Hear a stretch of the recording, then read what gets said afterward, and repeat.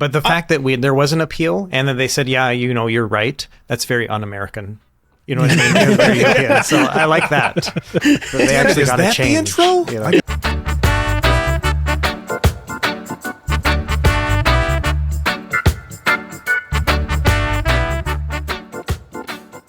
Hey, everybody. Welcome back to the NerdNest podcast. I am joined by Rich.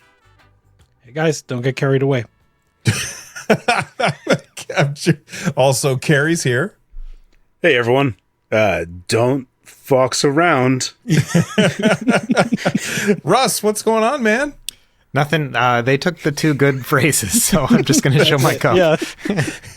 And you're probably looking at this and you're like, where can I get one of those cups that these guys are drinking out of? And if you're listening to the audio podcast, then go watch the YouTube video so you can see what we're doing.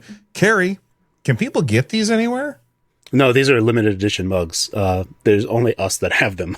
I forgot about that. That's right. He gave these to us when we recorded our episode live at Too Many Games. It was the four of us and Bob Wolf, and we were all like, we had a live audience there, and Carrie brought these mugs with his logo on them, and it says on the back, "This guy Phawx," and it's we're all enjoying our water or whatever beverages that we're having out of these cups right now. Sorry. But today we have a lot of stuff to talk about. In fact, there's so much stuff in the show notes that we aren't going to hit everything in the show notes. We'll just, I'll have these guys pick stories for us to discuss. But I do want to make sure that we talk about this story that Carrie dropped in our private Discord this morning. And I was like, well, there's our headline. And that is the Steam Deck Plus. Carrie, you want to set this up for us? Because it's very interesting. Yeah, it's a real head scratcher. I had actually raced to produce a video for this, and I have some ideas and I'd love to ping pong them off of you guys. But effectively, Aerith Plus, which is not Sephiroth, which was the version that's in the Steam Deck OLED, Van Gogh Aerith is the Steam Deck LCD version. Effectively, if we could try to understand what that actually means, if Aerith is 7 nanometer and Sephiroth is 6 nanometer, this means that this is a 7 nanometer part that is pushing clocks and also has much, much faster memory than the Steam Deck ever had. And to that end, there is no AMD APU that currently runs at the frequency of this Plus model, which is 8533 megatransfers. The highest we go is 8,000 megatransfers, which is just on the Strix Halo. And Strix Point goes up to 8,000, but you have to have a BIOS that can enable that. Typically, it's 7,500 megatransfers. So there is some very interesting stuff. The face value stuff that we have it is that it's 20 watt, 3.8 gigahertz on CPU, 1.8 gigahertz on GPU. But man, it's a head scratcher about what this actually is.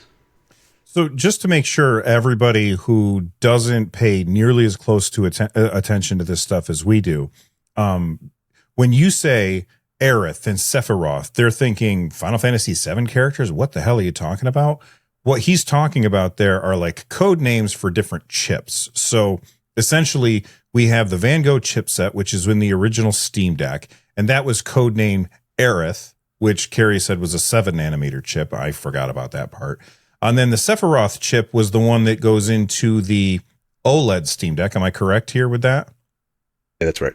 Yeah, and then that one's the 6 nanometer chip. Mm-hmm. Well, now data miners who are constantly looking through stuff that Valve is publishing, they found reference to a new chipset that is called Aerith Plus. And it seems odd to me that they wouldn't go with some other name if it's going to be. So you're saying it's still a 7 nanometer chipset. So in the video that I talked about, and I'd like to kind of talk about this with you guys so that we can kind of figure out what's going on. Right now, process nodes are very expensive, and also making new silicon is expensive. Mm-hmm. So if Sephiroth was going to 6 nanometer, which had some marginal cost to do the lithography, if at all, right? I don't know specifically going 7 nanometer, 6 nanometer, if they're like almost identical in terms of what you're going to submit to TSMC. If Valve was going to make new silicon, very, very expensive. At that, when we back up and go, okay, Aerith Plus with these specs at a face value alone, it doesn't really move the needle insofar as a Steam Deck Pro, Steam Deck Plus. If it's 30%, 20 to 30% more performance, who really cares? Like, if you have a Steam Deck LCD and a Steam Deck OLED, is that a stopgap enough for you? To what point does Valve come out with something else? And if we take in even the leak from yesterday with Deckard and a $1,200 bundle, I forgot to put it in the show notes. This makes more sense to me as Fremont. So Fremont is a very cost-conscious device. They want a set-top box that maybe is $200, $250. And if you're at 8.5 gigatransfers on memory, what that means is we can push that GPU a whole lot more. And if we're on a set-top box, you can just put a bunch of copper or aluminum on a heatsink and just make a bigger fat device that's on mains. We don't care about power, we don't care about thermals, but we can push clock on that like no one's business. Zen 2 CPUs, they can go to 4.2 gigahertz without even trying. There's not even like voltage trickery. It'll just do it. If you want to go to like 4.5, 4.7, then you're going to have to start messing around. But you can still just push clock on this thing, right? So if you were to push 4.2 gigahertz on CPU, 2.4 gigahertz on GPU, you're going to be around 50 watt, 55 watt in terms of power being used, not total system power, but you don't care about that on mains. So this becomes, if that $1,200 bundle for Deckard is Deckard, Fremont, and the Steam Controller 2, right? As a bundle price, Deckard, Fremont, and Steam Controller 2 have to fit within that $1,200 price. So largely I'm thinking of this as like not a Steam Deck Pro or Steam Deck Plus, but rather this is Fremont and taking AMD Van Gogh, and pushing it to its logical end. We give it as fast memory as possible, and then we just have clocks go as fast as possible, and this gives us a package that is already produced. They only had to upgrade the memory controller, and they get it on 7 nanometer, which is not as expensive as the more advanced nodes. So if they do this, you might be in the area of 40, possibly 50% more performance than the Steam Deck. If we could just go absolutely nuts, 50% is probably out of outer space.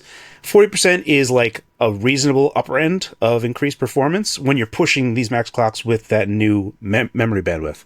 That's where I am. It doesn't make sense for it just to be in a handheld, because then you're going to have to drag that all the way back down to 20 watt. And I don't know, it's just really, really weird. It's a big head scratcher. I look at this and I'm like, where does this fit? And this is the only thing that I came to the conclusion of. Yeah, so even a 20 watt too on a handheld with that battery size is not going to be great. And I can't see them being like, hey, here's a better Steam Deck that has worse battery life. It doesn't make a lot of sense for me either. What were you going to say, Rich? Well, a couple questions, right? You mentioned, Bill, leakers. So first, the Aerith Plus carry, is that from like the SteamOS repo from on EveLab? Like, where is that coming from? I saw the picture, but where? That I actually saw a thing for it. Let me see if I can bring it up again. Give me a moment while I look for that in the background. While he's looking for that, what was your second question, Rich? The second one was the Gabe follower, right? Like, so the Deckard, Deckard, $1,200, and you're inferring Fremont here, I think, because of the price, right? And now because of Aerith Plus. But Gabe follower, what he tweeted was that he's hearing that it's that Deckard's coming in 2025. It's $1,200. From him, that's all we have as far as a source, right? Like, he didn't point to anything other than what he's hearing from people. Right. Yeah. Okay. I'm trying to find it again. There is you also have to think about just like Valve in general has said they're not going to make a new Steam Deck anytime soon. Like, they're not in a rush. And this doesn't feel like a generational leap here. So then what is it going to be? Like, if it was to be a handheld, it'd be like, okay, we're refreshing both of them. The OLED's now going to be 7 nanometers again. Like, there's just a lot of complications there. And why would they do that mid-cycle with the Steam Deck when it's already just fine? So right, because they already did that really once with OLED. Right. Yeah. Interesting too. If it's Fremont, a shipping listing from Global Trade Data. Okay, that's really interesting, right? So if it is Fremont, you mentioned Steam Controller, right? But really it's probably both Steam controllers. What I'm calling Steam controllers here, both Ibex and Roy. Right. So yes. Ibex, I think Ibex is the one that is basically the Steam Deck cut in half or with the screen removed, and so you just have the trackpads. And the Roy is the one that is like slightly more, much more traditional VR controllers, but it's VR controllers that are more like traditional controllers. There you go. Yes, exactly. Yeah.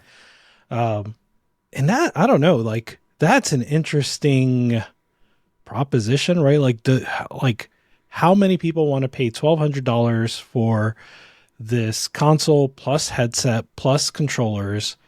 It's not that it's a bad price for what you get. It's just that it seems like a relatively niche thing overall, right?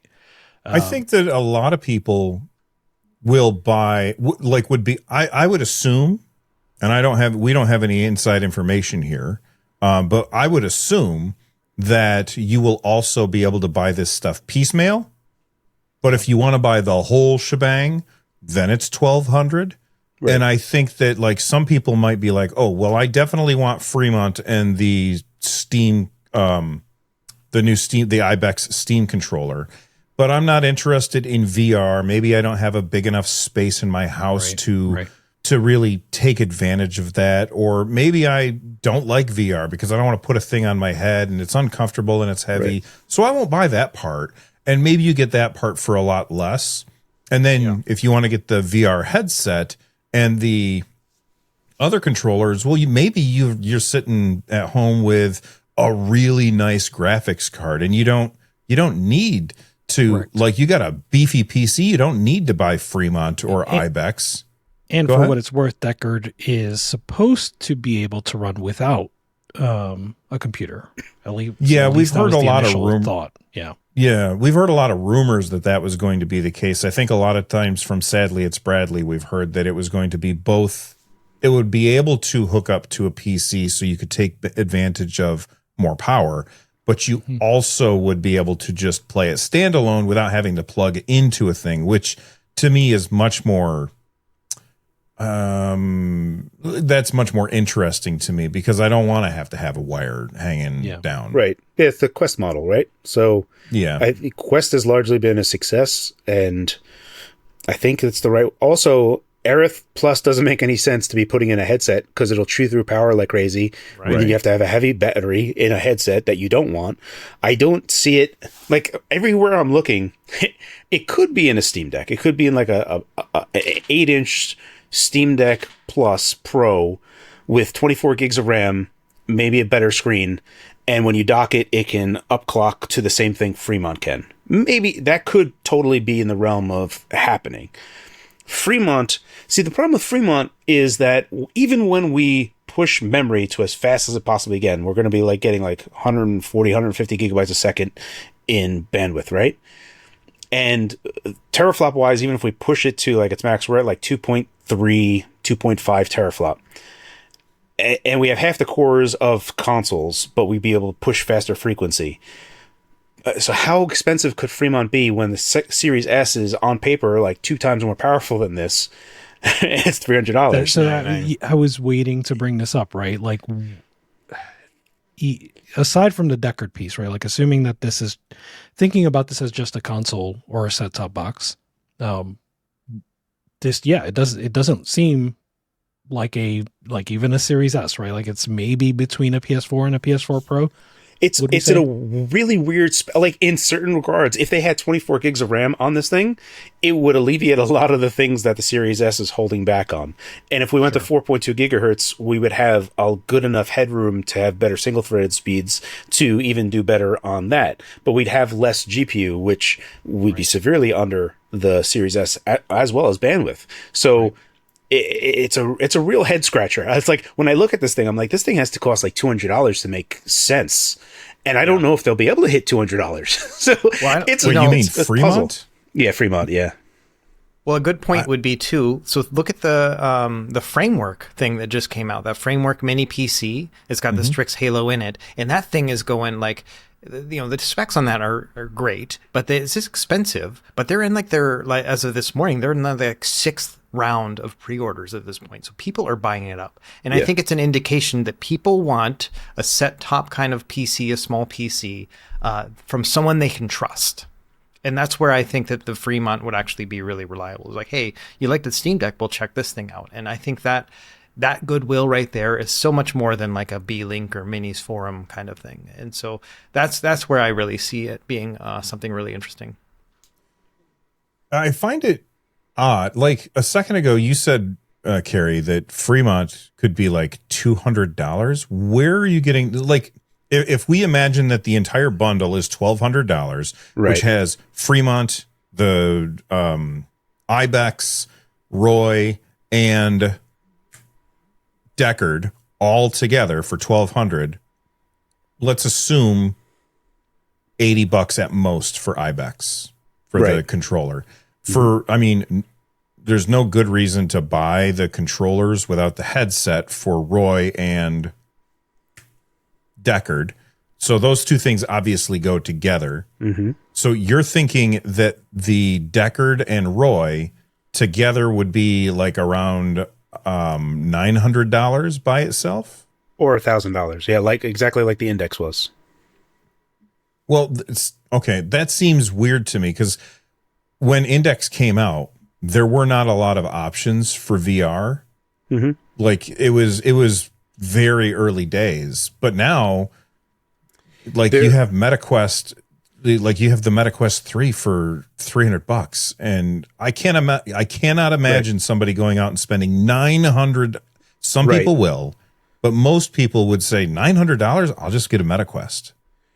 So for me, it becomes a if you take a look at Aerith, right? If you take a look at Van Gogh, obviously Valve is taking what has already been allotted to them and now extracting the maximum amount of juice that they can possibly get. They're like wringing every last bit of juice out of this thing. If Deckard is to come out, this has to set a new standard for them as a baseline. And if they're going to have pancake lenses, price goes up. If they're going to have better fidelity, price goes up. Better cameras, price goes up. If you think about the Vision Pro being $3,500 and the Quest 3 being $500, if they could achieve something that is far greater than a Quest 3, I don't know if it's going to... I have never seen a Vision Pro myself, so I don't know how good that is. But we do know that the top end is $3,500 that no one buys. And $500 is something that people do buy for the pancake lenses one, and then they don't get the pancake lenses one for $300. That might be an option, is that there are different lenses options with different prices on Deckard, potentially. I have no idea. But I don't see them looking at a $500 price point. I think that they look at it as a fidelity and capability standpoint.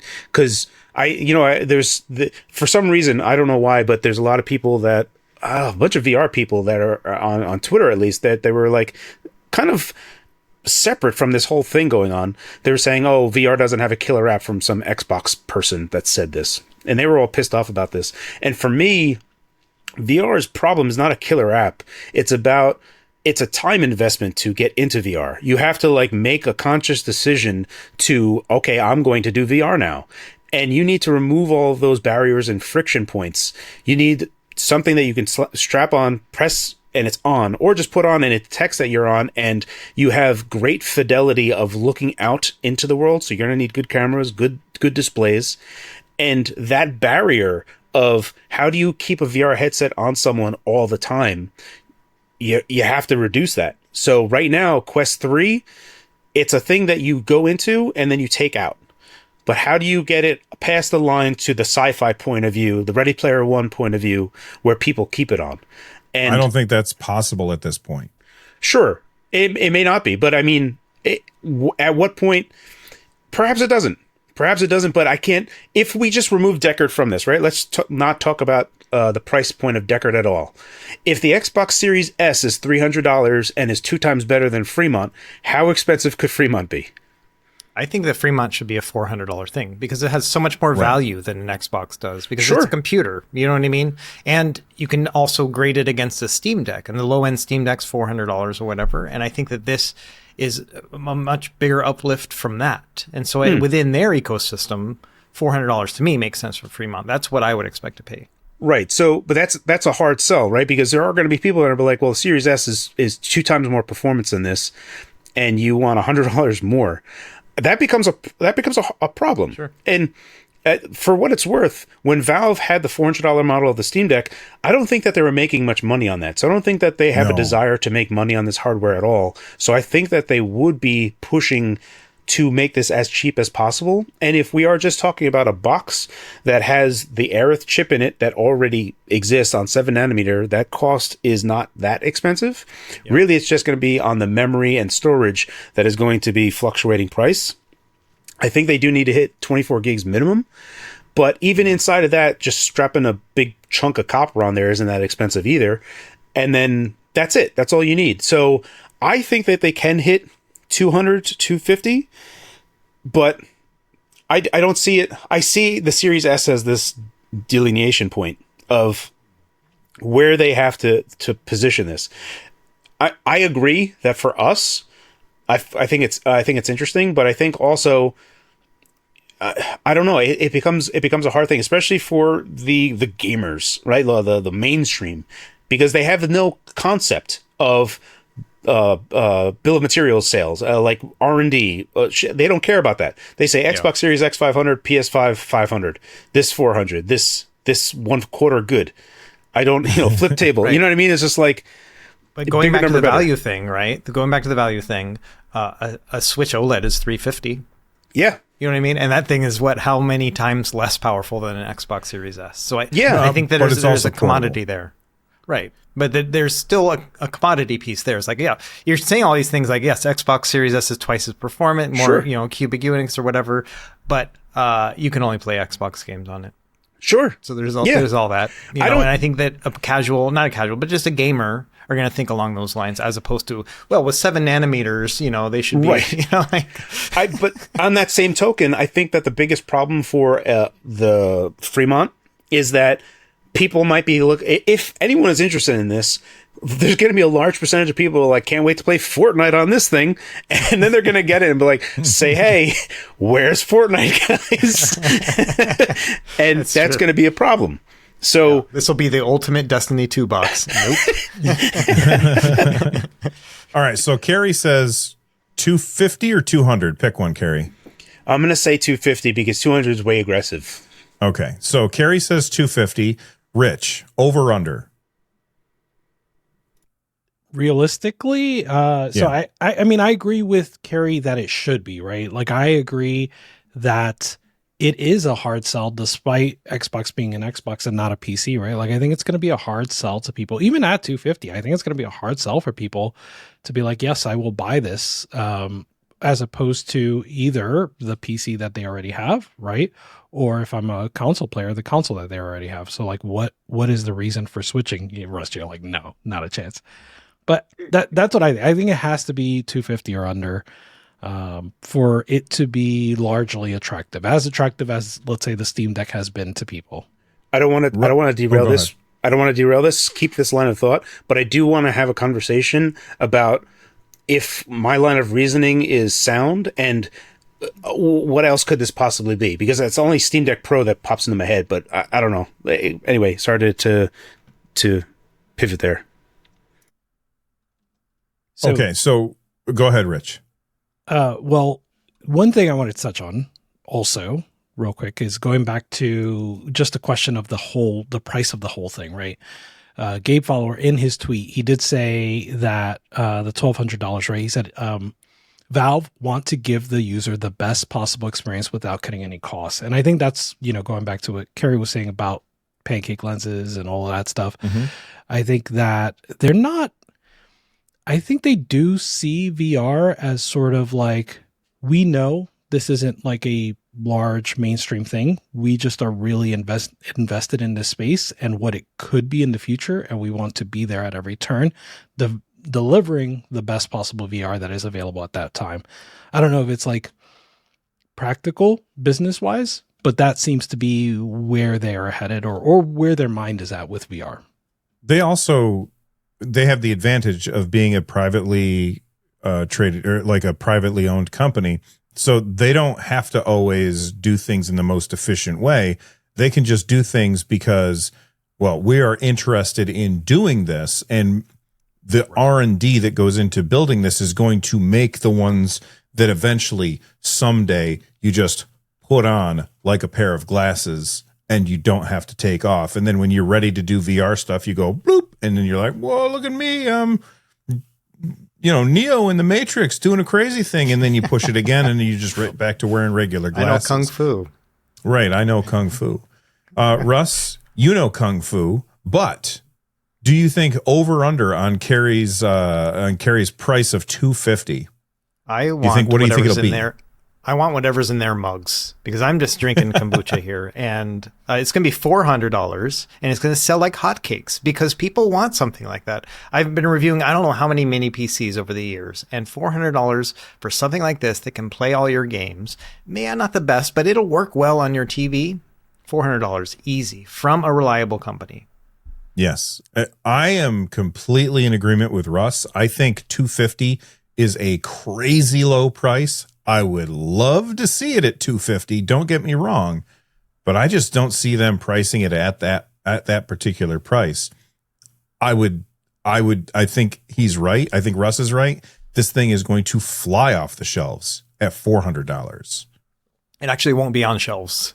But yeah, that's true. They won't even put it on shelves. That's one thing that Valve has yet to really do outside of, or in the US anyway, is they don't put things on shelves. So do you think it would sell better than the Steam, like in 3 years, better than the Steam Deck has in 3 years? No, I don't think they're going to target that. You know what I mean? Because Steam Deck is its own thing. It's really cool. This is easily like replaceable with other things. Other computers and everything else. Nobody has a Steam Deck. Everybody's got a computer. So I don't see it selling as well. Right. I mean, we just saw those numbers of 8 million handheld PCs sold in the last, 6 million sold in the last 3 years and 2 million projected to sell this year. The vast majority of them being Steam Decks. Most people do not care about portable PCs at this point. Let me ask you guys a question. So if it is $400, which, totally could be in the realm, how does the bundle price fit into that, right? Like, how does $1,200 become like, hey, it's going to be $1,200? That's awesome, right? Like, how is Deckard $800? And so the way I see it is $400 for the PC, $800 for the Deckard, and then get the bundle, you get the controllers for free, basically. Yeah. That's the way I'm looking at it. And that makes sense to me. I do think that's still $800 price of a VR headset when the MetaQuest 3 exists is tough. I mean, you look at the PSVR 2, which not doing well. It didn't sell very well at all, even though there are so many PS5s out there. Sony just lowered the price of the PSVR 2 down to, does anybody remember? It's $400 with the Horizon bundle. I wish I didn't buy it. $400 with Horizon. So like that's Man, you guys gonna make me shop. Oh no, don't. Yeah, I wish I waited. I think I paid like $500, and I had a wheel and deal for it. It was $600, right? It was like more than that for the Horizon bundle. I think it was $550, and then there was, of course, with the Horizon bundle, and then tax, it pushes it up to pretty high prices. There was a sale before the end of the year. There was. Yeah, and I want to say it was maybe $450 because I bought it. That's when I bought it. Right. Yeah. By the way, when you're talking about PSVR 2, do not buy third-party PSVR 2 to PC adapter. I bought one. Hot garbage on a stick. It was awful. Why'd you buy the third party? Because the first party one was out of stock or whatever. Gotcha. So I tried a third party one, immediately returned that to Amazon, and I was able to snag one of the first party ones, but it's not here yet. Yeah. It converts your PSVR 2 to a PSVR 1. Well, then you can play those games. That'd be nice. The intro. What were you saying, Russ? was saying, then you can actually play the PSVR 1 games, right? Because it's not cross-compatible. So that whole thing. So PlayStation has the thing where they offer the adapter so that you can use PSVR 1 on a PS5. Yeah. But every time I go to the website, it's like, where are you in New Zealand? And I'm like, I'm not in New Zealand. I'm in the United States. Please send me something. And it just doesn't work. It's like the most broken form ever. So I'm thinking I'm just going to buy the thing. I wouldn't buy the PSVR 1 if you... I already have a PSVR 1.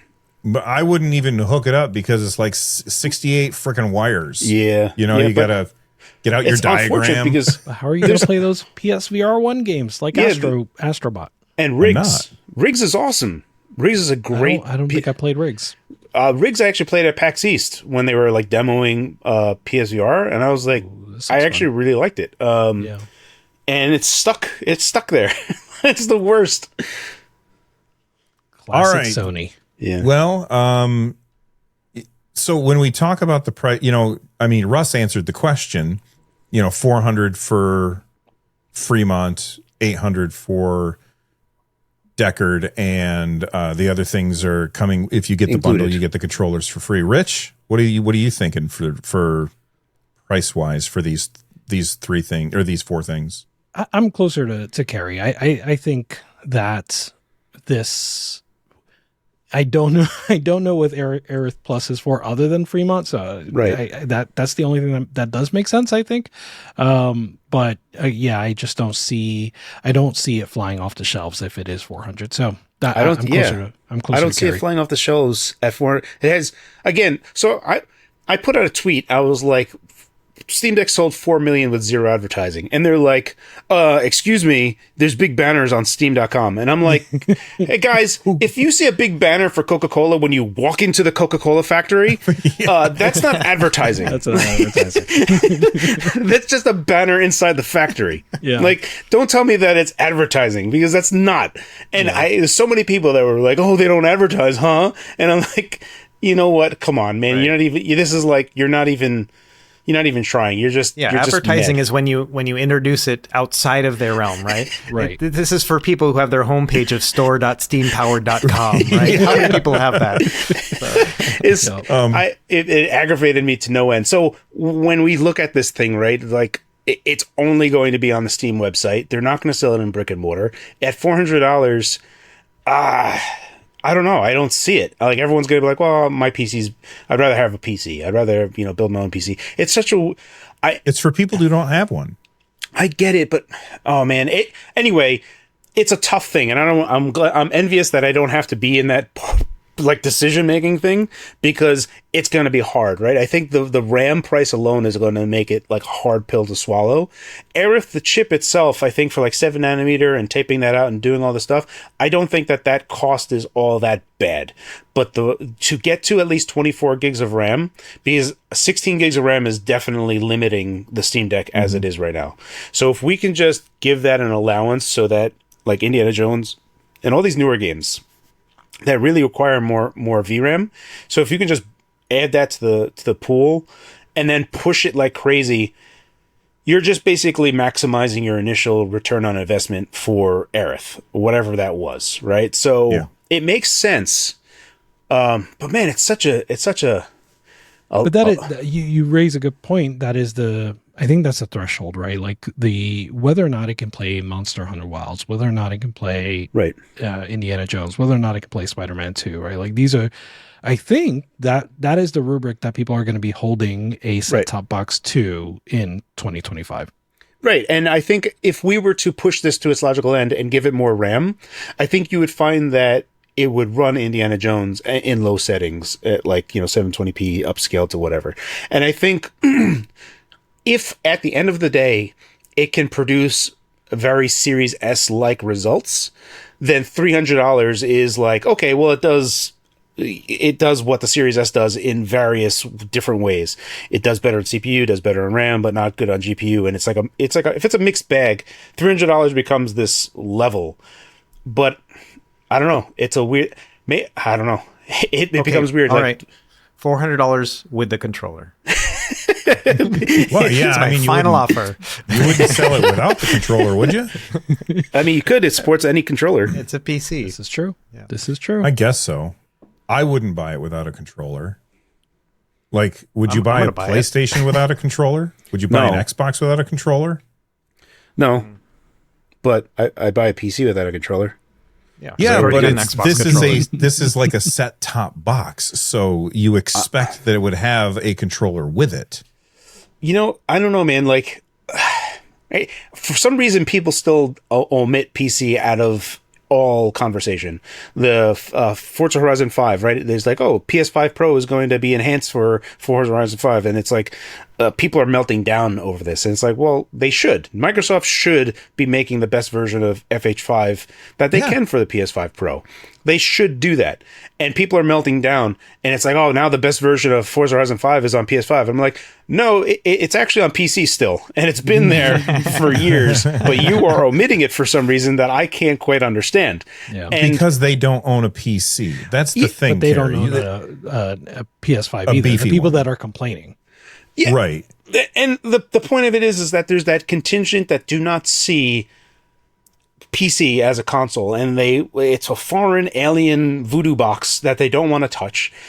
And I think, again, that the price, it does matter.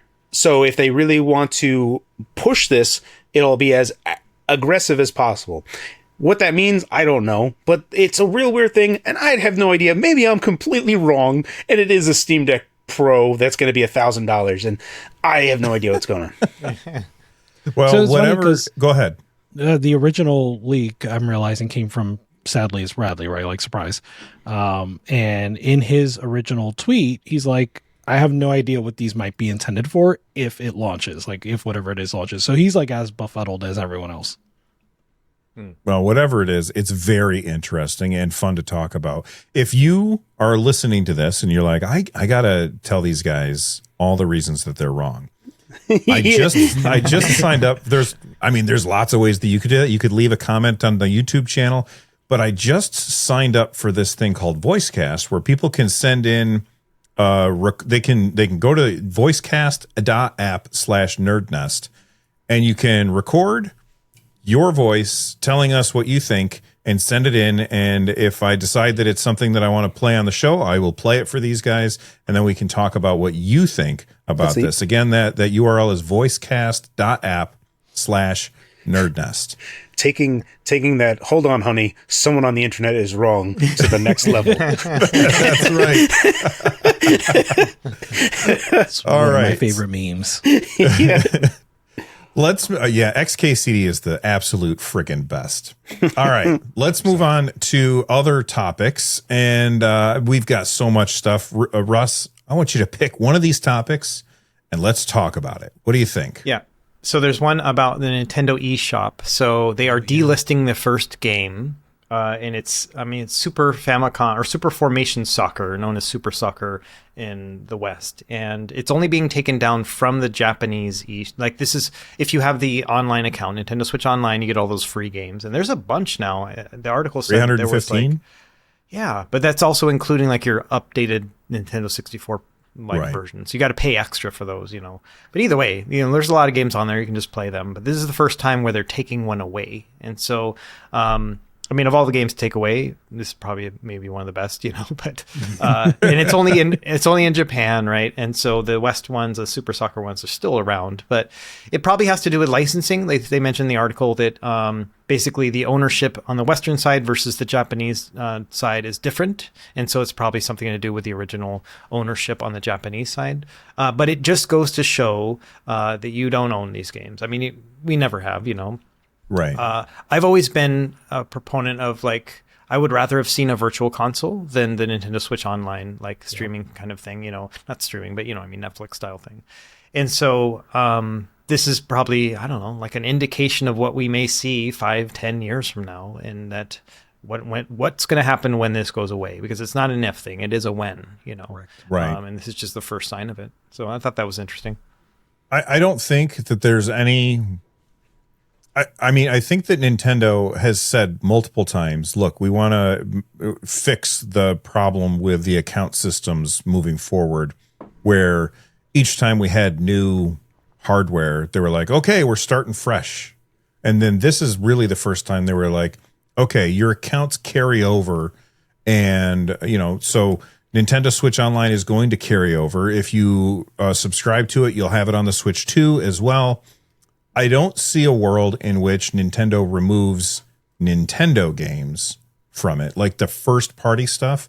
Like if F-Zero is part of Nintendo Switch Online, which I can't remember if it is or not, but if it's not, like, what do you even do in Nintendo? But if F-Zero is part of it, I don't see them saying, all right, F-Zero is no longer part of it. We're removing it. And there's a lot of people who are probably subscribed to Nintendo Switch Online.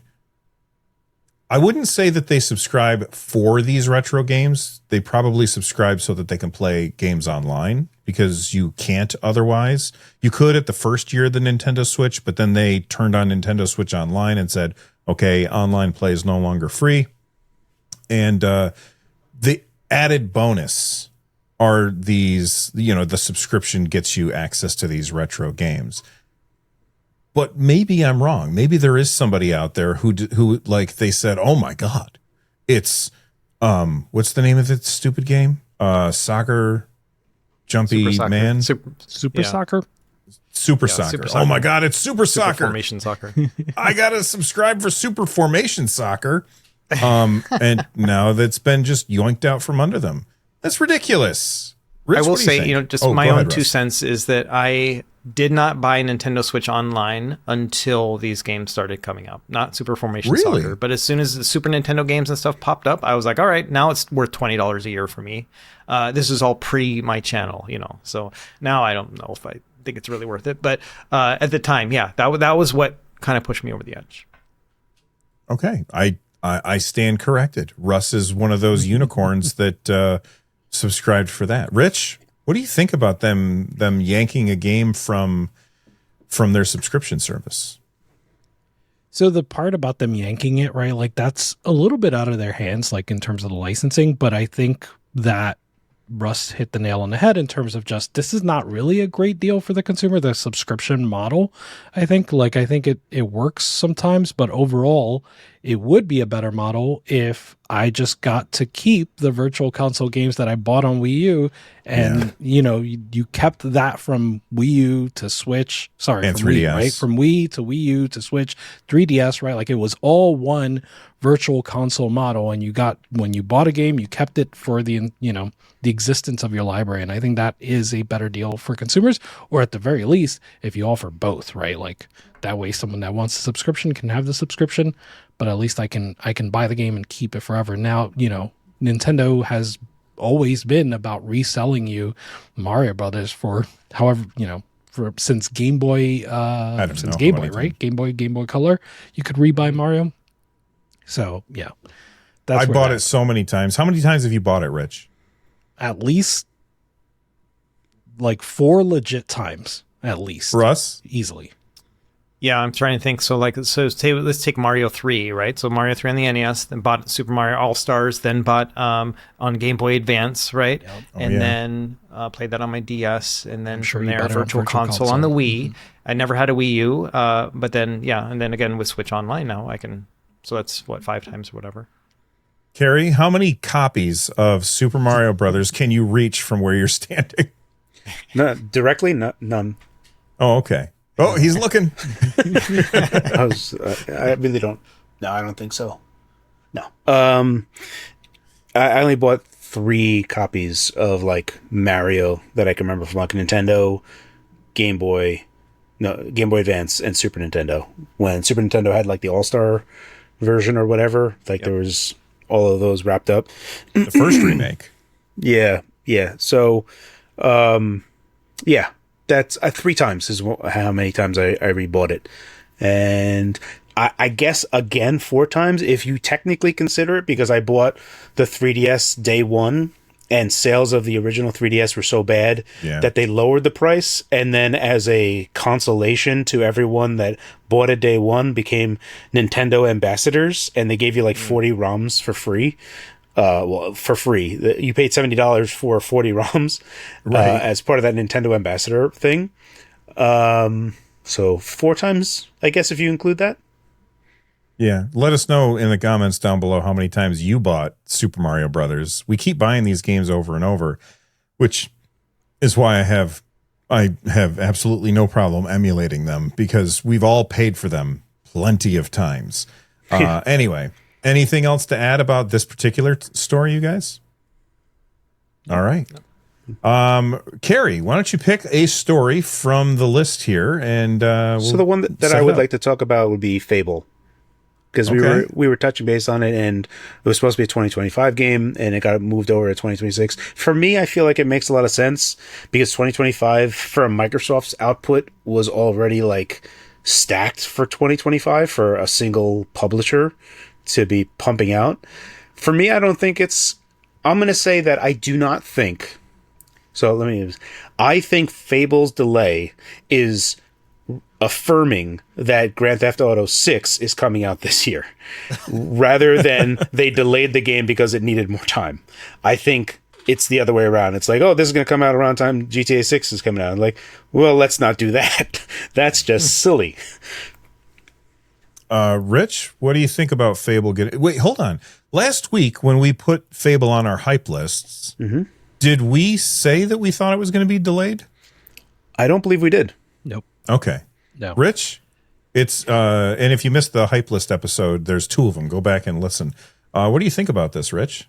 Yeah, so I was actually pretty, like, not about this game, just generally pretty pessimistic about like Xbox's schedule. What was the big show that they had where like they had so many games including Avowed? Like it was Xbox, not Developer Direct, the one before that, right? Because Developer Directs only have like 4 games on them. Yeah, they only have 4. Yeah.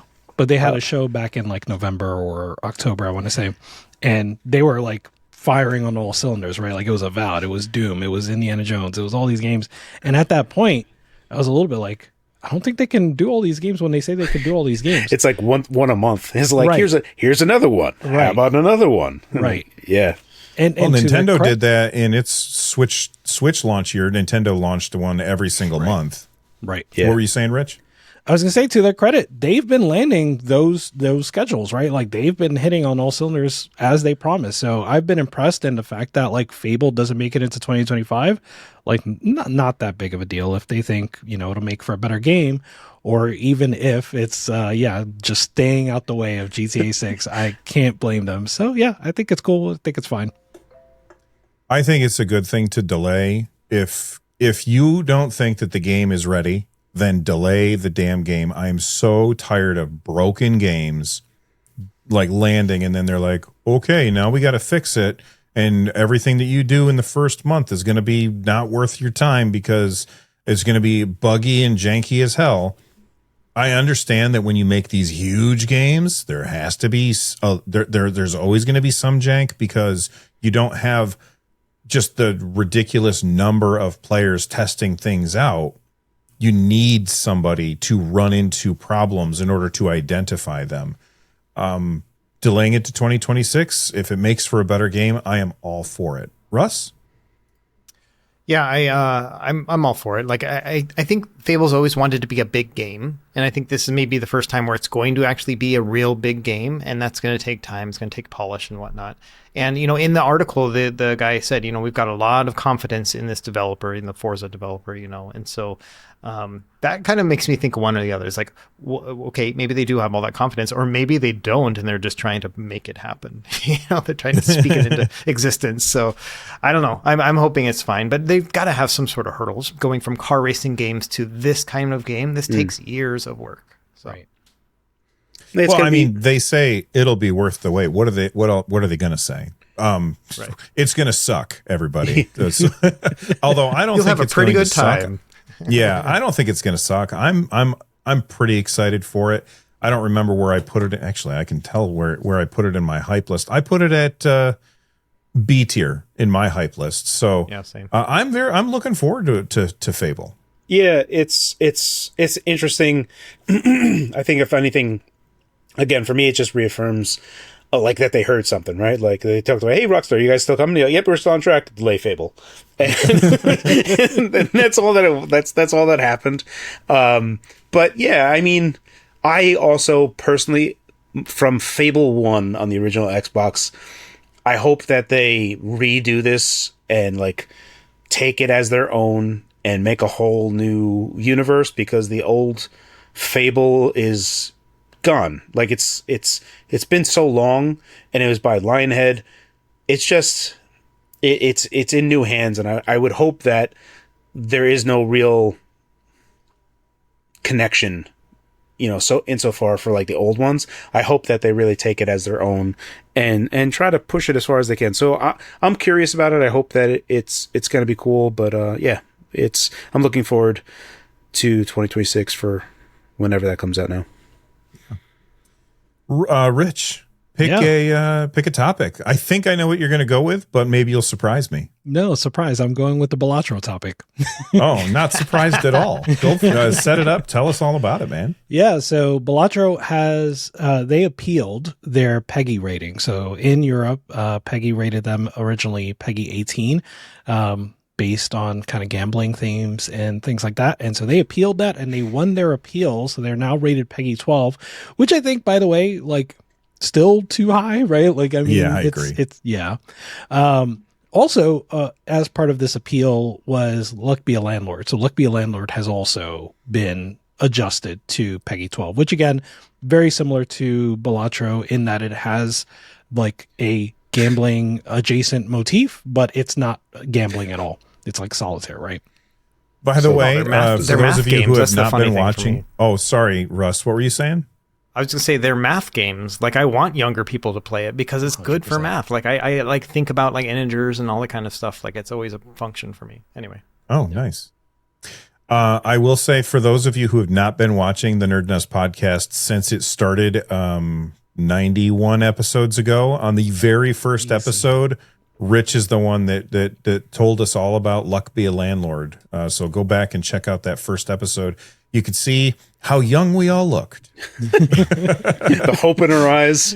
Yes. The hope in our eyes. We all thought that we were going to get, straight flushes, and instead we just got a bunch of pears. That's it. Carrie, any thoughts about the PEGI? Wait a second. Is it also rated? Is it like rated M here, or is it just over in Europe? Just over in Europe, as far as I know. So I'll find out what it's Okay. rated here, but I don't think it's certainly not M. While he's looking that up, Carrie, what are your thoughts on this? Apologies if there's any European listeners on this podcast, but there was a saying that was, and again, I'm pretty far removed from this, but the America invents, China copies, and Europe regulates. And that is how like they do things. And seeing this is like, God, come on, guys. Like, there's not much of a discussion that needs to be had here. Like, why are we having a round table if Balatro is a gambling thing? You don't even have to spend like 5 seconds on it. Like, I don't know. It just seems the time that it took for this to get an appeal. Like, goodness gracious. Yeah. But the fact that there was an appeal and then they said, yeah, you're right. That's very un-American. You know what I mean? Very European. So I like that. That they actually got a change. The intro? You know? I gotta hit a marker. That is good. So in ESRB, it is rated 10 plus, E10 plus, which I think that's fair. That seems fair. Also, Carrie, one thing I wanted to point out was you mentioned that it came to Game Pass, right? When was that? Like Just a week ago. Just a week ago, right? Yeah. And I think the PEGI announcement came like the day after. So I'm like, was this related? Did Microsoft make this happen somehow? They probably did, because like the whole CMA thing was like tenuous at best regarding the Activision acquisition. Mm-hmm. Yeah. And even now, it still seems weird. Like the whole outcome of how that's like, okay, we'll allow this, but Ubisoft has cloud rights, and it's like, Whatever that means. What? Like, it's bizarre and whatever. Okay. And, the whole thing is interesting. When did PEGI start? Did PEGI start after the ESRB? Yeah, absolutely. And then the ESRB was created because of Mortal Kombat, and they were like, if you guys don't regulate yourselves, we're going to. And they were like, Jiminy Jillikers, let's make the ESRB fast. And, originally, Sega tried to go to Nintendo and said, hey, let's make our own rating system. And Nintendo was like, screw you. You guys are going to get in trouble because we took the blood out of Mortal Kombat. Yeah. And then what's the name? The president of Nintendo was like really proud of himself. And he's like, they're going to be happy. And then he was like, I got mail, the hate mail from parents who are like, why do I have to buy a whole new system because you won't put blood in a game? And he's like, I did not expect this. Was somebody Howard, right? No, Howard Lincoln? The Japanese person or the American? No, the Japanese American person was Yamauchi. Oh, okay. Yeah, it was the American. It was American. I think it was Howard Lincoln. Yeah. It was I think so. A documentary that came out a year or two ago, and I remember that part came into it where they were talking about the Nintendo wars with Nintendo and Sega and how they were. It was a fascinating documentary, but yeah, he was talking about how he got hate mail for Mortal Kombat on Super Nintendo, which is why he eventually got it. Yeah. I mean, it had a blood code, but it just made because when you punched them and Super Nintendo went, it was like sand that came out. It's like sweat. It looked like sand. Right, sweat. And then it just made it red. But I think they added back in the fatalities if you use the code. I can't remember. I didn't own it. I had this. I think Mortal Kombat 2 for Super Nintendo was officially... those they brought all the blood back for both of those. Yeah, but the one thing that I actually did like about Mortal Kombat 1 for Super Nintendo, also, all of us are old enough. Tell me, guys, you remember Mortal Monday. Oh, yes. Yes, please. You get the commercial where the guy's just yelling, Mortal Kombat! Mortal it's Monday. One of the greatest ad campaigns in video game history. I still think one of my favorite ad campaigns is from the original PlayStation 1, and I was stuck on it as a kid. Do you remember the original PlayStation advertisements on billboards and stuff? No. It was just three letters. I didn't live in places with billboards. Ready? Yeah, it was RU and a red E. Red and E. And I was like, Rue? Rue? You'll rue the day. Yeah, I was like, what does Rue mean? And it was like, and people are like, no, it's RUE. And I was like, what does that mean? And then it was like, eventually we discovered, it's like, oh, it's a ready. Are you ready? And that as a campaign had me thinking about it for so long that still is one of my favorite ad campaigns to this day. I love that ad campaign. Huge digression there. But so we were talking about Mortal Kombat. What else were we talking about? Jeepers Creepers. Peggy. ESRB. Which was started in 2003, by the way. Then the ESRB. So the ESRB was created by the video game companies because they didn't want the government regulating them. And then Peggy came along. Is Peggy a government body in Europe, or is it like... I don't think it's a government thing. I think it's the same kind of thing over here because, Peggy's been around longer than the European Union has, right? If Peggy is not a government body, why are they so hardcore? Guys, chill out. You don't need to be. I don't think they're hardcore. I just don't think that they bothered. I honestly think that they looked at it and said, "Oh, look, they're making poker hands, 18 plus." Yeah. What did we do with the last gambling game? Oh, we gave it 18 plus. All right, do it again. But we didn't do it again. But we won't do that with whatever that basketball game is, where you pay to make your team, and that's real gambling. Yeah.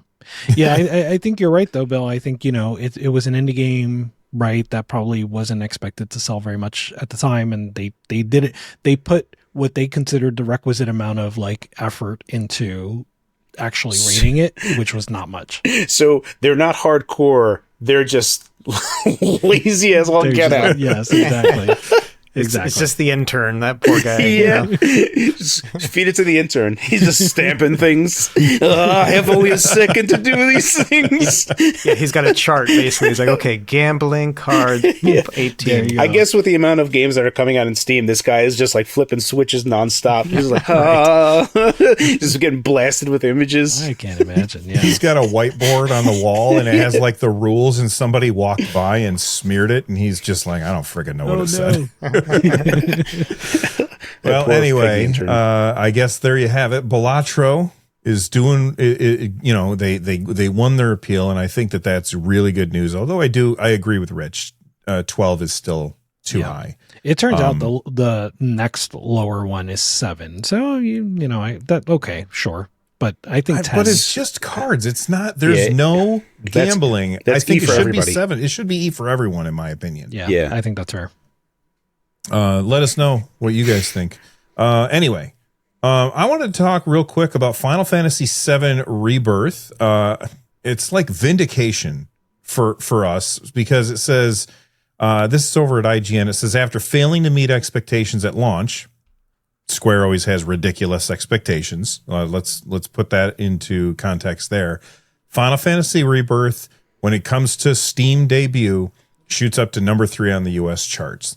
This is just more evidence that Square and everybody else who is ignoring PC or putting their games only on one system, third-party exclusives, huge mistake. And I don't have anything else to say about this other than we frickin' told you so. And why, where did they get the idea that it was going to be a good idea to completely limit their audience?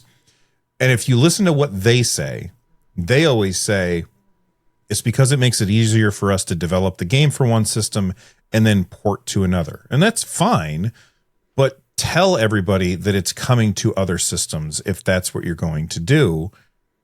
Do you think that would make it be a mistake, Russ? Do you think if they said, by the way, it's coming to Xbox, it's coming to PC, it's coming to Switch too, but right now we're just going to do this one because it makes development easier. Do you think that would hurt them in a way where they would say, okay, well, I'm not going to buy this game because I want to play it on this, and then they would have lower sales? What do you think, Russ? I would... Right before you said that, I was thinking, you said it's a big mistake not to think about the other consoles and stuff like that. And I think that it wouldn't be a mistake as long as it's part of their marketing plans and their own expectations, right? And they're like, okay, we're going to do a soft launch, small launch, and then we'll expand it once the hype gets up there. And I think that they could probably say that publicly, and be like, okay, we're going to go out this date PlayStation, this date PC, and just kind of come out like that. It won't have the same I need to buy a PS5 to play Rebirth kind of thing. But I don't know if Square really cares about that. Maybe Sony does, The big thing for me is that it really has to be the game matters, right? With Rebirth, I can play this game this year. I can play it next year. I can play it last year. It's the same game, right? But if you've got any online components and there's a zeitgeist element to it, then I think that's when you need to go multi-platform. But I don't know. It's like a limited theater screening and then a bigger theater screening and then your DVD release, I don't mind any of that stuff with movies. And I think if they time it correctly, it actually can build its own hype in its own way if they get the numbers and everything else right. Thoughts on that, Rich? Yeah, it's interesting. When you said that, Russ, I thought of Hades, right? The first Hades kind of ended up having that model being exclusive to EGS during the early access phase. And that, I think built up a sort of desire to play this game as people were like, oh, this is actually a good ass game. And then by the time it launched on Steam and it was out of early access, I believe when it launched on that day one, it had built up this tremendous hype and that's what it was, right? It was limited screening and then boom, here's the full release. So I could see that. I think this particular scenario is really interesting. By the way, I was really wrong on this subject, right? Because when we as a group were talking about this back when FF7 Rebirth was announced as a PS5 exclusive, I was like, I'm sorry. Back when Square reported that FF7 Rebirth had not sold particularly well on PS5, right? I was like, I don't know how well it was going to sell to begin with because it's a sequel. You have to have finished FF7 Remake, and looking at the charts, right? FF7 Remake peaked on Steam at 13.8 thousand concurrent users, and Rebirth peaked at 40.5. So that seems to be a huge upgrade. Yeah. So people are into it. That's surprising. I did not expect it to be higher. Yeah. And I think it actually goes back to what you guys were saying, right? It's the people that, bought on PS5 remake and then ended up rebuying remake on PC. This time they smartened up and they're like, nope, I'm going to wait. They didn't buy it on PS5 and they bought it on PC. And so that's why you saw probably both the low sales on PS5 and these record sales on PC. Yeah, I didn't think about it until you just said that. The fact that when like the people who like when Remake came out, people were just playing that on PS4. And so there was no reason to buy it on PC. So then it makes a lot more sense that why it's a higher number. I wasn't thinking about PS4 as calculating into that. Carrie, what do you think? Would be curious to hear. Go ahead, Wes. I was just going to say, it'd be very curious to see how many people bought Remake because of all the great, Rebirth, because of all the great press about it, and just skipped Remake.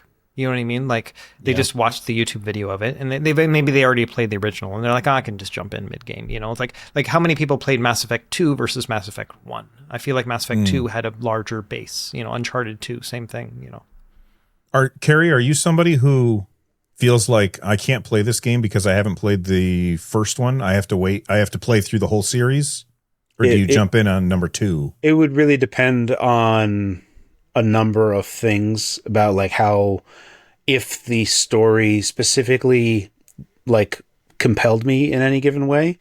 But JRPGs themselves, a lot of JRPGs, Final Fantasy included, they always have that same the trope of like Gaia, Mother Nature, whatever you want. The soul is being sucked out of the world by a corporation, by an entity. Doesn't matter what it is. Entity sucking soul out of the earth. We have to stop the entity. Those are the stakes. They're the ultimate stakes that we can think of because Earth is dying. We have to go save it. I don't really care for... I'm tired of those. So no, for Rebirth specifically, the main reason I wanted to get it is for all the cool battle stuff that I saw. Just the combat alone looked awesome from all the gameplay snippets that I saw on Twitter. And I was like, okay, I'm going to get this on PC when it comes out. I still have to get back to it. I stopped because of Avowed. But that's what I'm mostly looking forward to getting back to. Also, there's that mod where it makes your party members like super more aggressive. And that looks even cooler. I really like that idea as well. So I'm looking forward to get back into it, but I'm not really in it for the story of Final Fantasy. If there was a game that was compelling for some reason, like BioShock would be a game that I would 100% want to go to the first one. But BioShock is like a tier of like, holy crap. But you already know that. I do already know. But I mean, like, there would have to be... Outer Worlds is something that people always say that, you know, they don't try to spoil anything, but they basically just say Outer Worlds is a game that you wish you could forget so that you can play it all over again. Outer Wilds, yes. Worlds. Sorry, Outer Wilds, okay. Yes. It happens. I thought Rich was going to come through the wall. I can't believe I didn't catch that. Yeah. I was waiting for the fire to shoot out of his ears and he just sat there. But along those same lines is like what Animal Well was a game that I wish I could forget so that I could play it again and enjoy it again. If there was an Animal Well 2, like if someone said that, I'm like, okay, well, let me go to the beginning. If I was playing a game and I started liking the story, I'd probably stop dead in my tracks and go to the first one and go through it. So it really is dependent on how good the story is. But I mean, truthfully, for me to care about stories, it has to be rather compelling. And I don't know what the word is, but there's very few game stories that are super compelling to me where I feel like I need to go to the beginning of it. But that's just me. So before we move on with anything else, real quick, we had a super chat come in on one of our previous episodes from Brandon Thaxton 8830. They said, really glad I discovered this podcast. Really great to listen to while working. Thank you. And thank you. We also had a question from Kennedy 182. They said, we were talking about fishing games a few episodes ago, and they said, would you call Dave the Diver a fishing like? I haven't played Dave the Diver, so I don't know. But Rich, you haven't? Oh, I thought you had. I know I would be the one. I play a little, not much. But it's a roguelike But fishing. it's not a fishing game, is it? It's a diving game. Like, so you dive down, you get fish, and then you go make sushi with them, basically. So it's kind of both. But is it there's a fishing game? Well, like where, you know, most fishing games is like you have to cast your line and then you have to watch the bobber and wait for the bobber to do something. You push a button. Instead, your little guy goes underwater and you've got a certain amount of oxygen and you've got a spear gun. And you just basically look around what fish are there, you spear it, and then you collect your bounty for the day, and then you go up and you make sushi. So it is fishing. It's just spear fishing, spear gun fishing. But it's, you're not sitting on the dock. Yeah. Sitting on the dock of the bay.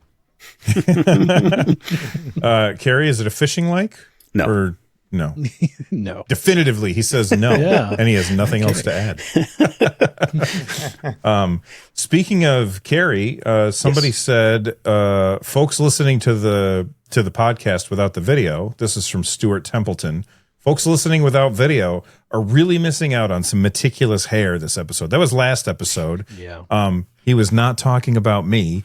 He was talking about Carrie. So you guys can go check that out. And then we also had a comment come in from Dikari5598. They said, the only problem I have with remakes, because we were talking about remakes last time, the only problem I have with remakes are when developers, publishers, or stores remove the old version or worse, replace the old version in people's libraries. Yeah. What are some examples of that? The only one I can think of off the top of my head is, I think they did that with Warcraft 3. Blizzard did. They removed it. You can't I could be wrong about this because this is just from memory. Can't get the original anymore. You can only get the updated version, which people aren't happy about. Carrie, did you say something just a second ago? No, I didn't. I'm going through my head because I know that there are examples like this. I was just agreeing that it does suck. If you're going to make a remake and it's offered as anything, it should be in supplement to and not in replacement of. Yeah. A good example is the Grand Theft Auto 3 games. Yeah, so those were up there originally, right? And then they made remakes or remasters and stuff. The thing is, we all wanted those old ones because those are the ones you could make the ports from, like the PC ports that you could play on Linux handhelds and stuff. You need those files, not the remastered ones. And so it was annoying in the retro game, homebrew scene, that you had to find the old ones that were no longer on the store. Do you have any examples, Rich? I didn't know about that. That was the one. GTA that was the one for me. Certainly that one. On the other hand, though, Microsoft /id/ Bethesda have consistently been handling the Doom remakes, which there seems to be a new one every couple of years now. They've consistently been handling the Doom remake very well, where you can still go back to the old one, and so that's great. Yeah, they still put the WADs in there. You can always grab your WADs. Yes. The same thing, right? You need those original files so you can do all your modding and stuff. And so they continue to put the WADs in there, which is great. Yep. Yeah, and that was probably one of my most played games last year was Doom 1 and 2. Basically, they did it wasn't a remake. It was just it was kind of a remake, but it still looked like the original stuff, but it was it's a new source port, you could say. Yeah. It was so freaking good. I had so much fun playing that, and I never did finish it. I should get back to it. Yeah. All right. Well, we've been going for an hour 12, and let's take a couple games and add them to our hype list. If you missed a few episodes ago, we started looking at the games that are releasing in 2025, and we've been putting them as S tier, A tier, B tier, C tier, or D tier, and we each have our own hype list.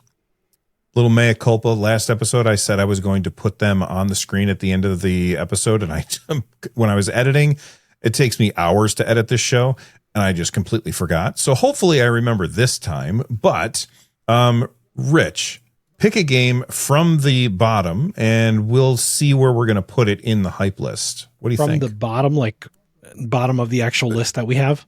Oh, you just mean any... Gotcha. Yeah, any game that we haven't put in there yet. What's the Ninja Gaiden one? What's the name of that one? I know what it is, but what's the name of that one? It's hard to see. Yeah, it's Ragebound. What is it? Ragebound. Ragebound. Thank you. Yeah. Ragebound. Yes. So let's start there. I think I have that. So this is all .emu, right? The developer is the Game Kitchen, which I don't know what they've made. Oh, they made Shredder's Revenge. Yeah. So immediate S tier for me. They made Shredder's Revenge. So shout out to them. Russ? Actually, this is still .emu. This isn't that kitchen developer. I'm going to put it low A tier. because like for me, it's, my whole thing is about whether or not it's going to get my money. And this is not maybe a day one release, but I'll wait and see. And if it's getting good reviews, people like it, then I'll probably grab it. It is going to be on Game Pass, right? Because they're owned by Microsoft. Oh, I don't know. Like they make the Ninja Gaiden games are. Sorry, Gaiden. Don't yell at me, people. Team Ninja. What am I thinking of? So I think they're different. Yeah. Different Tecmo development and teams. Team Ninja are the Ninja Gaiden folks, but I don't know. No, this is coming out on PS5. Okay. So it's not a single platform, but it might be owned by them. I don't know if But it's coming to Game out. Pass. Oh, I just assumed that Ninja Gaiden, the property, was owned by Microsoft at this point.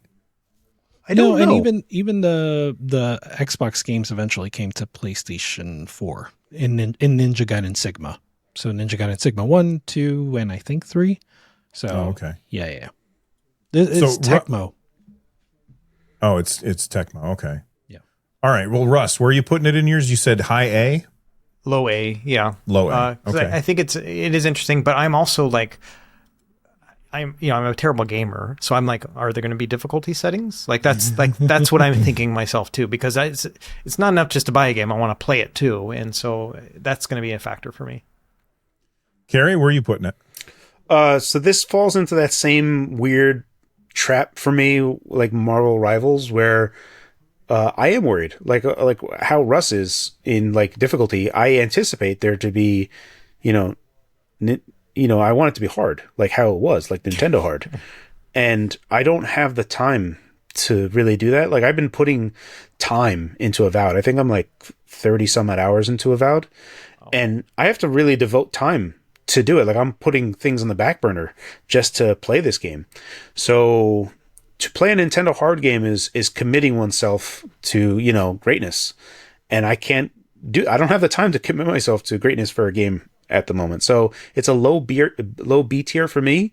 I will play it and go through it and probably finish it up as much as I can, and then just appreciate what I can for it and then bounce off. If it's on Game Pass, I'll play it. Otherwise, it's going to be a while before I pick it up. It's one of those bittersweet zones for me. So for me, I've got it at high A tier as well. I was thinking about it. I had it like at the bottom of my S tier, and I was like, well, I'm not 100%. I'm probably going to look at reviews first and see how it goes, but I'm definitely looking forward to it because it's a side scroller, and I do like the side scrolling Ninja Gaiden games way more than I like the 3D Ninja Gaiden games. But that's just because that's my preference in game style. Who picked that one? I've forgotten already. Okay, Russ, pick one. I'm going to say Dragon Quest 1 and 2 remake or remastered or whatever they're calling it. HD remake. So I didn't get the third one, like Dragon Quest 3 that came out or whatever. I never really played the third one, so I don't have a connection to it. But I got a very strong connection to Dragon Quest 1 or Dragon Warrior. That was one of the first RPGs I ever played. And it's one of those games where it's a grind game, but I like the grind. I enjoy it. Like I like my slimes and all that stuff. It's a very simple story. It's, you're really just leveling up your gear and whatnot, and then you got to fight the dragon and the bad guy and whatnot. So I'm kind of hankering for a new playthrough of the game, and I've been kind of waiting. So once I heard about this one, I'm like, all right, I'll just get this one. So I don't even know if I'll play the second one. I'll just play the first one again. So that's mid A for me. It's between Metroid Prime 4 and Ninja Gaiden for me. What about you, Carrie? So a game that I haven't picked yet from the list. No, Dragon Quest 1 and 2 apologies. remake. Sorry, I was already jumping the gun here. We'll never forgive you. We're talking about the ones that have the HD 2D HD. I love it. Octopath, I'm a huge fan of it. I actually prefer that type of style. I have not gotten tired of it yet. I played Octopath Traveler 1 and 2. I absolutely love it. So from the aesthetic and how that was designed, I'm a big fan. So I'm going to give that an A. Like high A tier for me is Dragon Quest. I really appreciate that. I should probably buy. I'm wondering which one I should buy, because I might wait for a Switch or PC. I mean, if you get it on PC, then you'll be able to play it forever. Right. Yeah. Only thing to consider is that the third one I think was $40. Like, it's expensive. You know, to me it should be a $20 game, but that's the only thing that's like hesitant for me is I may wait for a sale. Do you, Russ? Do you feel like Octopath Traveler should be like a $20 game? No, that's like a $40 game because all these multiple story paths. Do you know what I mean? Like, that's a complex game. There's a lot of richness in it. I mean, this is 2 games, and it's got like the same art style as Octopath Traveler. Have you ever played Dragon Warrior? It's not much of a game. Well, okay, it's really shallow. You know, I played it on NES a million years ago. Yeah, exactly. And so it's I don't think it provides even a fraction of the depth that Octopath Traveler games provide. And so for me, it's like a $20-ish game, like $10 each kind of game. I get it. They got, you know, production costs and everything else, but $40 for those, I don't know. I'm not feeling it. I think Square thinks that this is a, you know, cheaper game than Octopath Traveler 2 because you guys are thinking that Octopath Traveler 2 is $40, but it's actually $60, which is insane. Oh, well, yeah. I had it at high B, but based on what Russ just said, shut up, everybody. I got it right the first time. Based on what Russ just said, the fact, because I have very little memory of Dragon Warrior. I'm moving it back down to low B tier. So it's below Fable and above South of Midnight for the games that we've put on the tier list so far. Rich? I'm with you. Low B. I love Octopath Traveler 2 of what I've played so far.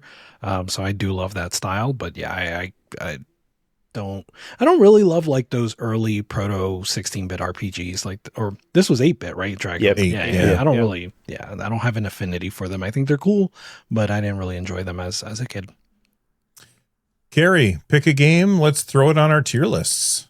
I'm going to do Atomfall. It's made by Rebellion, and I have a soft spot for Rebellion in terms, like, I really like the Sniper Elite games. I don't play them to completion, but there is a sweet satisfaction with the whole slow-mo travel with the bullet thing and watch it go through like an X-ray person type of thing. I really enjoy that. I don't know where Atomfall is going to find themselves in, but the story is at least interesting.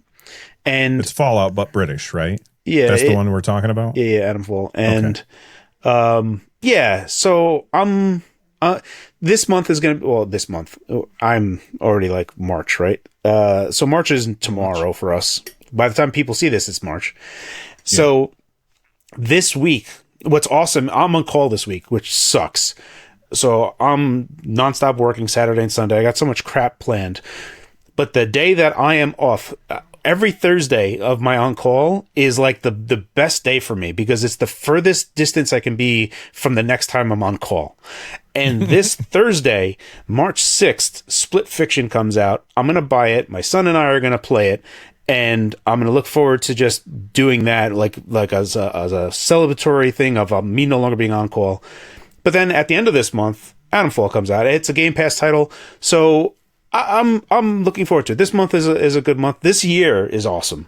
So yeah, for me, Atomfall is a B for me from the outside in. I'm curious. I want to sample it and I want to see where it goes, but that's where I am with it. I currently have it at low C. It's below Borderlands 4 for me from the games that we've looked at so far. It's below Borderlands 4 for me and above Assassin's Creed Shadows. But it's also a Game Pass game, so I don't have to think about whether or not I'll play it. I'll just give it a shot, or what's more likely is I'll download it and then never launch it. Russ, what about you? Where are you putting Atomfall? It's a pretty firm D for me, and that's because looking at it, and whatnot, they are promoting it as a survival game, and like it's all going to hinge on how survival-y it is. Do I got to like make my bullets? Do I got to, you know what I mean? Like, is it Metro survival? Like that always like messed me up as well. Like it was too much survival. So that's kind of what I'm worried about is like, am I going to have to regularly cook and eat like Breath of the Wild kind of stuff? Like I don't want that much immersion. And so that's what I'm going to have to look for is like how arcadey is it? because that's kind of what I want. One thing I do want to mention before we move to Rich is that Monster Hunter Wilds I had in like firm D last week because I was going to self-punish myself for not playing the other ones I already own. But I've been reading about it, and it says it's good for newcomers. So I could just skip the other ones. So I'm going to make it like a mid-C. I'm putting it below Assassin's Creed Shadows. So it's gone up after reading about There's it. No changing. There's no changing your list. No, you can do whatever you want. No, it's fine. Like there's hard and fast rules here. Man, I'm buying Monster Hunter Wilds probably tomorrow. I mean, I could buy it now, but I won't have time to play it tonight because we're going out to dinner with my daughter, and then we're going to come back here and play some cards and listen to music, and won't have time to play tonight, but I cannot wait. Did you guys see Monster Hunter Wilds? Did you guys see the numbers that Monster Hunter Wilds is pushing? Yeah. It's insane. Yeah. It is insane. What was the numbers? I forgot. It's over 1 million. And that's only on Steam. Yeah, that's only on Steam. That's wild. And that's It's concurrent, insane. Right? That's not just that's people playing on Steam. Yeah. Yeah. Like, but playing on sale concurrently, right? Yes. Yeah. Like at the same time. Today. Bananas. Yeah, it's insane. Rich, Adam Fall, is that bananas for you, or where's it going to land? B for bananas? I have it on high B. Like, it's, B for bananas. B for bananas. I think if it lands, it could be something that like really clicks with me. But I'm kind of like Russ on this. I want it to be more arcadey and less survivally. Right. So yeah, I would like it has a nice vibe to it, but it depends on what that gameplay plays like. Absolutely. More San Francisco Rush 2049. Yes. Than 100%. Did I give a chance for everybody to go on putting one on? Okay, I'll grab one. And I'm only putting it on here because the beta's out right now. And that's Mecha Break. And it's currently in beta. It has 317,000 concurrent players, which is not Monster Hunter Wilds, but I did not anticipate that Mecha Break would be doing nearly that well. Every time I forget about the game, and then I look at the screenshots and I'm like, oh, that's right. It's that mech game, and it looks really cool. I'm going to put that at high B. I'm going to put it above Expedition 33 and below Avowed for me.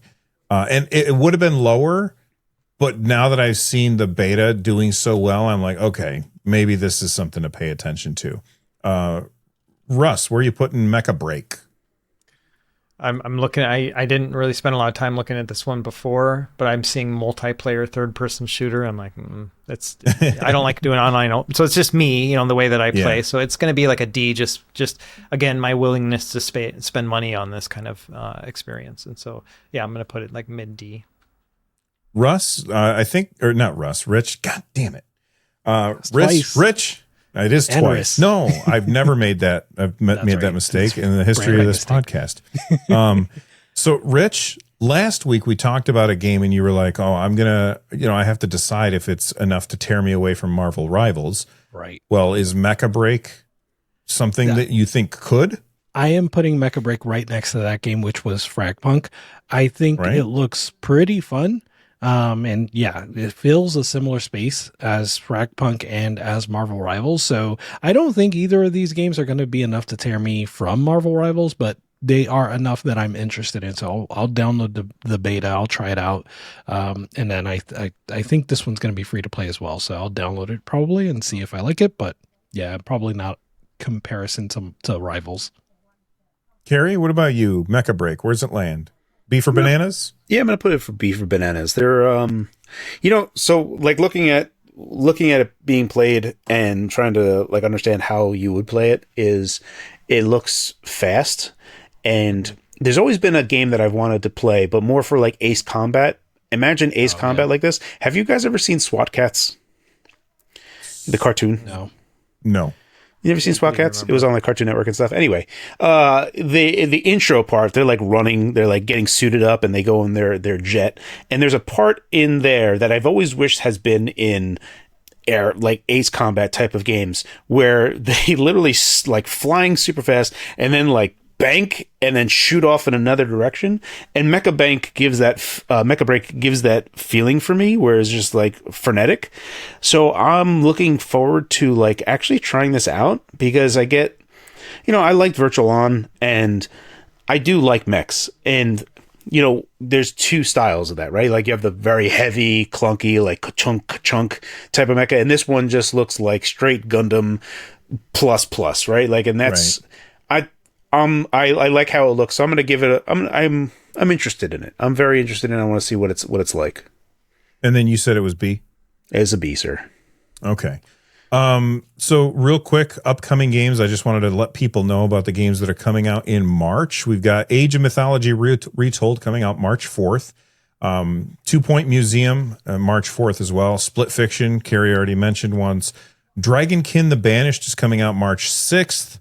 Fragpunk, which is the one that Rich has been thinking might be able to pull him away from Marvel Rivals for at least a couple minutes. That's also on March 6th.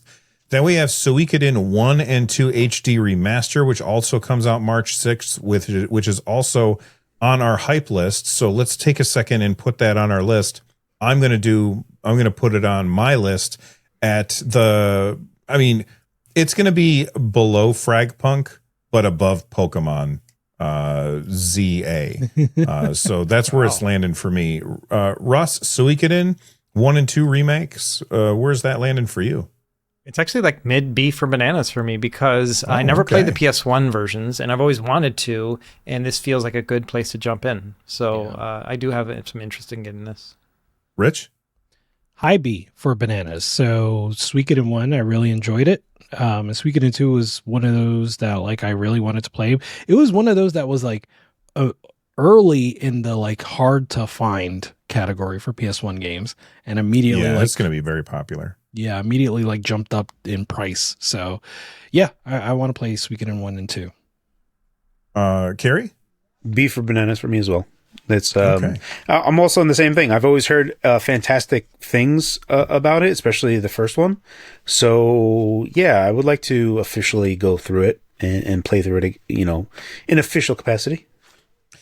For me, I think it's because it's a JRPG, and I know that JRPGs are really time intensive. So I know what'll happen is I'll play it and lose interest fast, not because it's bad, but just because I don't have an attention span. Back to the games that are coming out. Rise of Ronin is coming out on March 11th.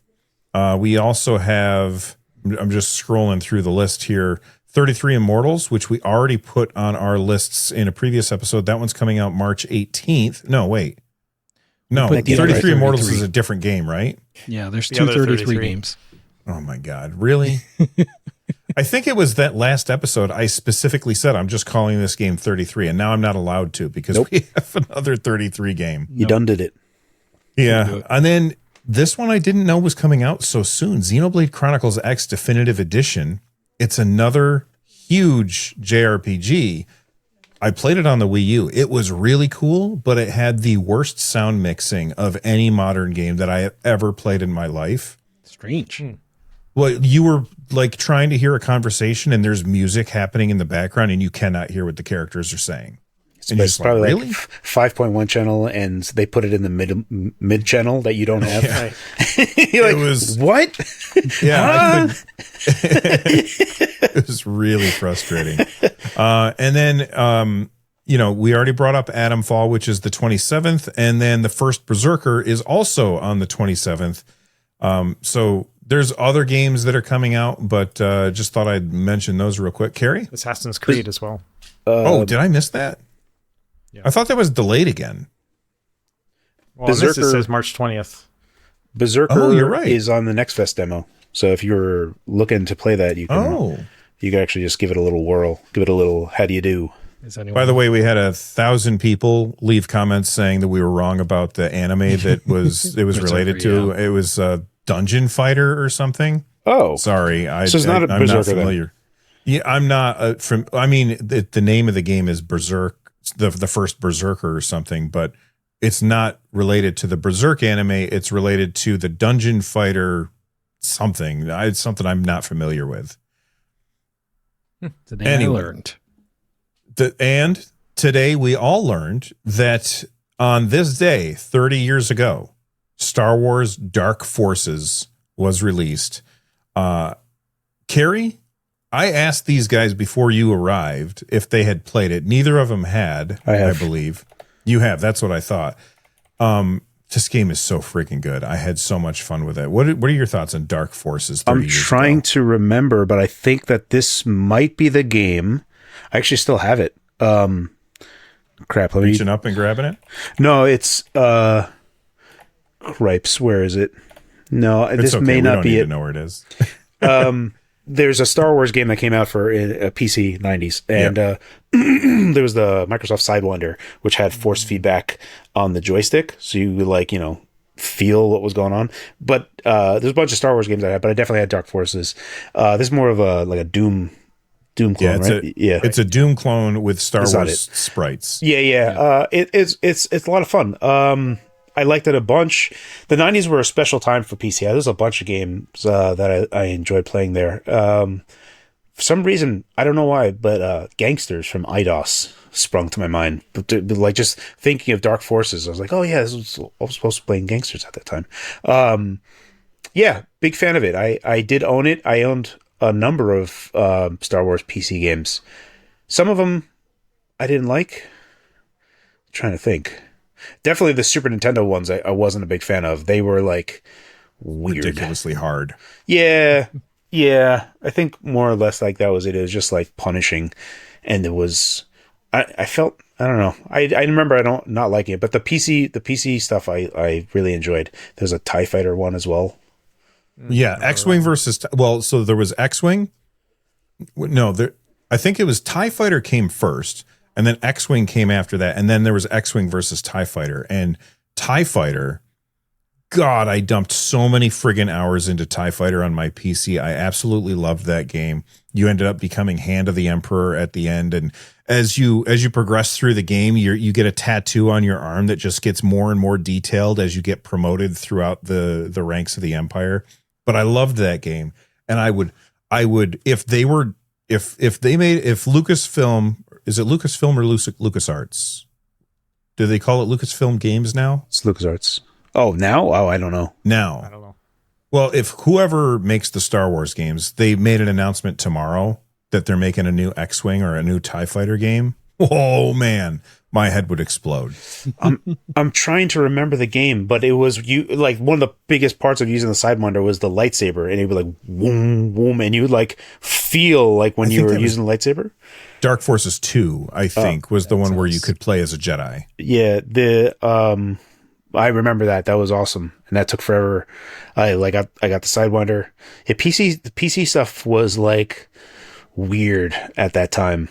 That was the one where you could play online against other people, and you could do force push them or force pull them. I never had certain played abilities. I never played any Star Wars game online. The only game I ever played was original Quake on MPlayer. I don't know if you guys remember MPlayer. MPlayer, oh my god, yeah. I remember that. Yeah, playing on dial-up. Quake was the only competitive shooter that I played online at the time, and there was Quake Ball, and there's lots of cool stuff. And man, oh man, I played some really vicious people that would know the map left and right, and I'd be turning the corner and there would be a rocket already where I was, and to fire a rocket and to time it to perfectly align with my face as I was turning the corner, that takes some skill.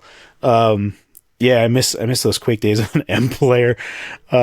Goodness gracious. Good times. But Rich, as somebody who likes boomer shooters, definitely, if you can find Dark Forces 2 real cheap, which I'm sure you can. I own it, and I've played a little bit of it. So yeah, I'll get into it for sure. I want to get. I'm curious what you think. What I was saying in the pre-show is the remaster. So there's a remaster by Night Dive. So right. I'll probably play that one. Oh, very cool. But that's going to do it for this episode of the NerdNest podcast. You guys hung out with us for almost an hour 40, and we appreciate it. Before we get out of here, Russ, what videos are you working on right now? I'm actually blank slate right now because I had a friend visiting, and he just left this morning at 5 a.m. So I'm going to sit down after this show and think about what I'm going to make. I don't know. No idea. All right. Carrie, what are you working on? You're just waiting to go on call, right? Actually, I made, thankfully the stars aligned and I was able to make a video relatively quickly. I made a Steam Deck Pro video and talking about that. I also got some benchmarks and also gave a look at like just CPU bench, just so people can get an idea of like how much power is used for CPU and GPU, what the Pro actually would mean if it was in a Steam Deck, and why I don't think it's in a Steam Deck Pro. So that video actually came out before this podcast, so that's already out now.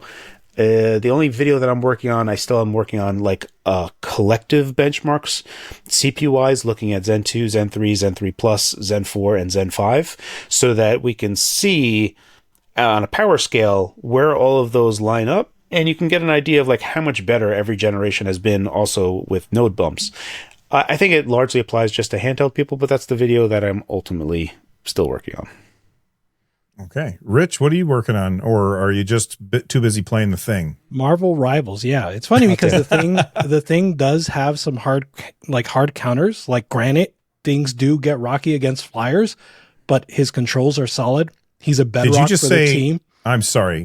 Jeez. Oh my God. I'll start over. I'll do it again.